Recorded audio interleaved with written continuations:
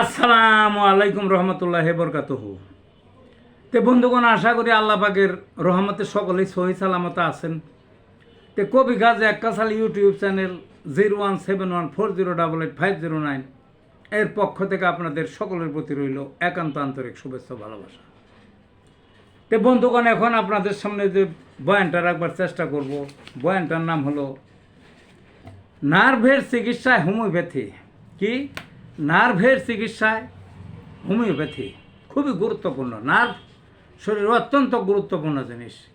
নার্ভের head office হলো মাথায়, ওখান থেকে নিয়ন্ত্রণ হয় সারা শরীরে বিভিন্ন জায়গায় পয়েন্টে পয়েন্টে নার্ভের কেন্দ্র আছে এবং সংযোগ আছে, বুঝলেন না? তারের মতো শরীরের মাধ্যমে সংযোগ আছে। নার্ভ অনেক সময় আঘাতপ্রাপ্ত হয়ে প্রচণ্ড ক্ষতি হয়। এই নার্ভ যদি অনেক সময় নষ্ট হয়ে যায়, কোনো জায়গায় ওই অংশটা, তার নিচের অংশটা নষ্ট হয়ে যায়, উপযুক্ত চিকিৎসা না করতে পারলে নার্ভে অনেক সময় স্ট্রোক করে এবং ওই নার্ভটা যখন অকার্য হয়ে যায়, আস্তে আস্তে দুর্বল হয়ে যায়, তখন ওই পরের যে অংশটুকু না শরীরের নষ্ট হয়ে যায়। যেমন ধরলাম, এই যে গিরার নিচে, পায়ের গিরার নিচে, ওই গিরার গোড়ালির মাঝামাঝি ধরলাম একটা নার্ভের কেন্দ্র, ওইটা দুর্বল হয়ে গেলে পায়ের পাতাটা আস্তে আস্তে একেবারে অকার্য অবশ হয়ে যায়। এরকম সব জায়গায়, বিশেষ করে ডায়াবেটিস রোগীদের বেশি এবং বয়স্ক লোকের বেশি। ডায়াবেটিসের মাথায় স্ট্রোক করে না, দেখবেন যে তখন এক সাইড নার্ভটা নষ্ট হয়ে যায়, সে প্যারালাইসিস হয়ে গেল। আবার যে কোনো অংশ ওই ডায়াবেটিস লাগো ওই নষ্ট হয়ে যায়, নির্বোধ হয়ে যায়, ড্যামেজ হয়ে যায়, নার্ভে কাজ করে না, নার্ভ নষ্ট হয়ে যায়, মইরা যায়, নার্ভ মারা যায়, বোধ শোধ হারিয়ে ফেলা ওই জায়গা, শুকিয়ে যায়, কেউ শুকায় না। অর্থাৎ নার্ভের যদি কোনো অংশে শরীরের কোনো সমস্যা হয়, তাইলে তার পরের অংশ ওইখানে থেকে শুকিয়ে যায় বা নষ্ট হয়ে যায়, অনুভূতিহীন হয়ে যায়, প্যারালাইজ হয়ে যায়, অকেজো, চলতে পারে না। তাইলে একটা ঝামেলা না?